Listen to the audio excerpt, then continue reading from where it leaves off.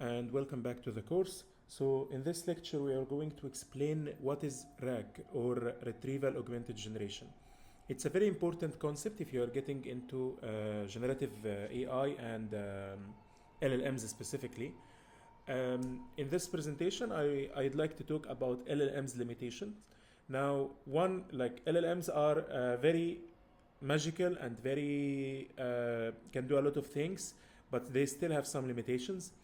What is RAG and why do we need it? I'll also talk about how does RAG works without LLMs and how does it work with LLMs. So we can use RAG without any LLMs and we will see how. We're also going to discuss the benefits of RAG or the advantages of RAG, and then I'm going to show you some references. Okay, so to begin with, LLMs training is very complex and it takes a lot of time and a lot of resources, and you will see when we start working practically how does LLMs takes a lot of time. So a smaller LLM with a small amount of data can take minimum of hours for training, and of course some good amount of resources that not everyone can afford getting these resources, even though there are some cloud services that are free, but still they have some limit. And also, even if you got the resources and if you got the time and the resources and you don't have any problem on this, dynamic information requires constant training for LLMs, which is not efficient. So if you are building an LLM, it will have some knowledge up till a certain limit. Okay, so the knowledge of the LLM could be up till the year 2020, for example, or up till the year of 2015 or something like this. Now, whenever you change your information, not only in terms of years, like some things change in terms of months or maybe weeks or maybe even days. So training LLM every day on the new data is not a very good idea. So let's say, for example, who is the US president now and the US president 10 years ago? So at the time of this course, the US president is Joe Biden. But if you have an LLM is being trained for an information up till maybe, I don't know, maybe 2018, let's say. So it will be Donald Trump. And if you have older, it will be Obama or so on. Or maybe certain changing details of things. So let's say, for example, some statistics. So maybe I'd say now, what is the population of a certain country? So let's say, for example, a population of China. It's 10 years is different from now. And maybe this information changes frequently. Not maybe, of course, this information changes daily. And there are many people who are being born daily and being die daily. So training LLMs like this is not a very good way of that, okay? So what is RAG? Now we'll get into how RAG is very useful now. RAG stands for Retrieval Augmented Generation, and it was introduced in 2020 in the paper of Retrieval Augmented Generation for knowledge-intensive NLP tasks. I'll attach the link of the paper in the resources if you are interested to read more about it. The RAG was invented in 2020. It's not a very old technique, so 4 years ago. It helps in reducing the cost of training LLMs, and it also helps keeping the LLM system always updated. And also it's very fast and easy to apply. So it's very easy and straightforward. So you feel that like this technique is a magical technique because it's so simple, so easy, and very efficient, and saves a lot of resources and a lot of expenses. Now, how does RAG works? Now let's get into the interesting stuff. RAG can be working with two different ways. So you can use RAG with an LLM and you can use RAG without an LLM. Okay, so you can use RAG completely without an LLM, but then it will not be generative. Okay, and we will see how. And you can use RAG with an LLM, and this is where it will be generative. Okay, now let's dig deeper into the details. So without LLMs, how does RAG works without LLMs? Okay, so RAG works so simple without LLMs. So you have the original database, let's say a Wikipedia page or a couple of books or a PDF books, or maybe, I don't know, anything that is text files, okay? Text files, I mean, maybe a website. You are scraping a website that in this case, if a website for a certain country that is being updated in real time always for the population of that country, then this will be your original database. Okay? Great. Your original database, now I want you to see only this part, the first part only, okay? Now the part above only. Now original database, we take the text and split it, maybe split by statements, maybe split by paragraphs, maybe split by number of characters, whatever. You have a lot of options. But you split this text and you give the text into an embedding model. Now the embedding model computes the word representation or the sentences representation. So it represents the words in something called vectors. So it changes the words into numbers. And then these numbers are being stored into a vector database. Okay? Now that's the first part. That's it. That's the first part. Okay? Now the next part comes and you save this database. Now the next part comes when you as a user ask a question. Now when you ask a question, this question goes into the same embedding model and computes a vector. Okay? Now what is this vector now? Like it computes a vector and this vector goes inside the vector database. Now the this vector computes a question embeddings because this embedding model gets an embedding or a word representation. And this representation goes inside the vector database. Now, after it goes to the vector database, it starts seeing the nearest neighbor to your question. So, for example, you have asked, who is the US president right now? And it goes into the vector database, and we have inside the vector database a lot of texts, a lot of documents, a lot of things. It fits inside the database, and it starts looking for the nearest neighbor for it. The nearest neighbor would be a paragraph that is talking about Joe Biden as he is now the president of the US, or Trump, or Obama, or whatever. And now we know well that this is the nearest neighbor, so we get the nearest neighbor and we give the result. So the result would be something like, okay, so this president was born in that year and he started being the president from this year and so on. And this would be the result. So the result would be your response. The result would be your response, which is which is the answer to your question. Okay? Now, you see, we got the result without any LLM. Okay? Just the sentence similarity. Okay? Now, to explain how this works in more better way, let's say you have the database. So I'll start drawing. So let's say you have your database, and your database started going as a vector database, okay, after the embedding model. Now this is visualization just to make things looks better. Now when it goes to the vector database, it started having something like this.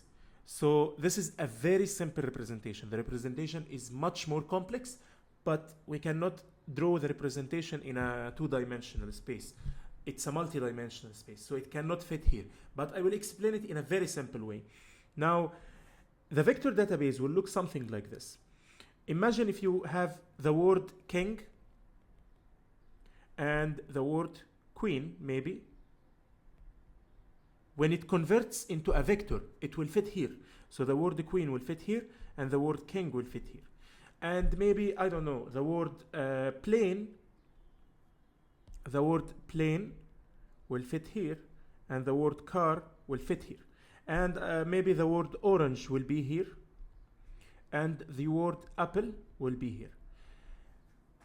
The RAG works with the same way, but with the statements, not a single words, with a statement, so a long statement, okay? Now, let's say your question was, I don't know, your question was asking, or your word was something like, I don't know, maybe the word was train, okay? So train. So train will fit something like here, for example, okay? And when you convert your train to vector database, the location of the train will be here. So this is your train, okay? Now train, which is the nearest neighbor to train? The nearest neighbor is car and plane. So the nearest neighbors are car and plane. We will calculate the score here, which usually calculated by cosine similarity or any other way, and the score here as well. And now you got the 2 nearest neighbor. Now maybe you need to get the 4 nearest neighbors, so you will calculate up till here as well, because these are closer. Okay? Now this will be having a very less cosine similarity or a very less similarity. So the highest similarity to a train would be something like maybe the plane, because train is used for traveling and the plane is used for traveling as well. So that's how the vector database will work. Now in our example, it will be something with statements. So maybe something like this. If you have something like the US president example, let's get into the US president example. Okay, so now you have, after you did your vector database, you have here something like the USA president. Again, this is much more complex representation, but this is a simplification of how it works. US president things, or US president details. And you have asked a question, and maybe we have here something, another thing. Maybe it's talking about, I don't know, US states. So it talks about US states in details. And maybe we have something else here that is talking about, I don't know, the government, the US government. Okay, US government. And maybe US or any other country. And maybe you have something else, maybe US coordinates or US, coordinates.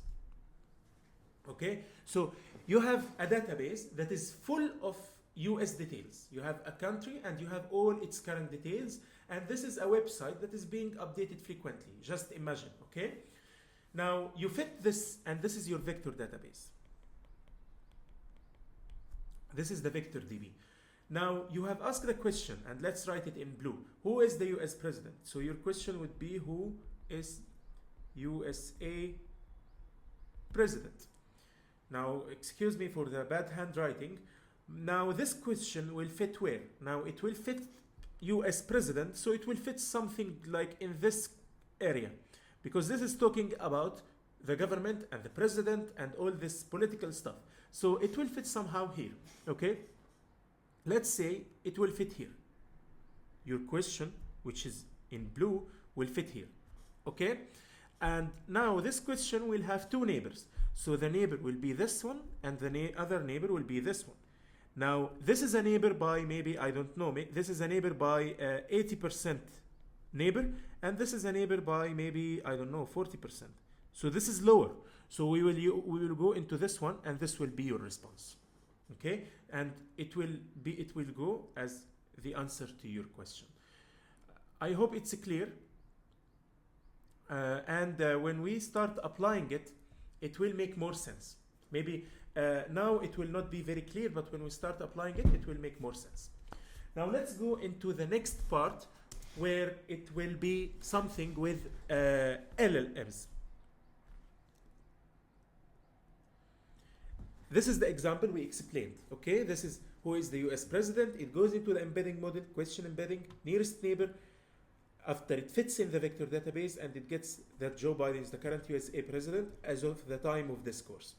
Now, let's go into the how does RAG works with LLMs. Now, how can LLMs work here? Now, LLMs is not very, it's not very different, okay? The only difference is when we add the LLM part, it started being generative. I'll show you how. Now let's first see how this is done. It's done in the same way. You have the original database, embedding model, converted to vector database. Everything is the same, except when you reach to the nearest neighbor, so now you have the nearest neighbor. Now the nearest neighbor could be a long paragraph. Now maybe a very long paragraph. Let's say in the previous example, the long paragraph is talking about the whole US president history. Now, the whole US president history, now the current president, it's talking about where was he born and what school did he attend and a lot of things. Now your question doesn't really require all these details. You just want to know the name of the current president, and that's it. So it goes into a prompt, and the prompt goes to an LLM, a normal LLM, which is not trained maybe, which is not a fine-tuned LLM. It could be a normal LLM you get from the internet. And then pre-trained, I mean, and then it gets the result from there. So how this really works? This works, the prompt is the key here. So when you have the prompt will be something like this. Based on this info, so this is what you will tell to the LLM. This is what you will ask to the LLM. Based on this information, the nearest neighbor you have got here. So based on this information, which is the whole US president history, who is the current US president? So what did you understand from this whole paragraph? Maybe like 100 or 200 words paragraph. Who is the current US president? Then it will get you the answer that US president is this person. That's it. Okay? So I hope you understand the concept, and if you don't understand, we'll apply it in practical, and you will see how RAG is a very magical technique. Now, the benefits of RAG is that you don't need a constant training, and you can even work with RAG without LLMs. So you will not need constant training for your RAG, for your LLM system. Also, your solution can be connected to updated data and to internet as well. So you can have your solution doing a web scraping. So this database, original database here, can be a web page that is being frequently updated. It can be a PDF. It can be text files. It can be data frames. It can be anything. A database. It can be anything. Okay? Anything that contains text. It's very fast and easy to apply thanks to LangChain. LangChain is the leading framework in this field. LangChain is the leading framework in RAG as of the current video being recorded. This is the most used library that open source library that allows you to use RAG and allows you to build RAG systems, to build this whole system very easily. Doesn't require massive resources. So LangChain, RAG in general doesn't require very massive resources to train. It's because it doesn't have training. You can train once, and your training will be, you can train only once, and then you can keep your information updated using this technique. Now, before we jump into the references, this is the two problems that we will be solving in this course. So the first one is find your movie. So the problem is very simple. You have movie with, you have a couple of movies with their description. You start thinking or imagining a certain scenario of a movie. You start searching for it, and then you get the closest movie name to your imagined movie. The next paper, the next exercise is chat with your paper. We will use the paper of attention is all you need here to ask it questions about the architecture of the LLMs. So you will use a PDF here, and here you will use a data frame. So that's it. And these are the, and now these are the references I have used. This is the link of the paper, the original paper that introduced this concept. And this is the name of the paper. And this is langchain.com if you are interested. We will be using it throughout the course.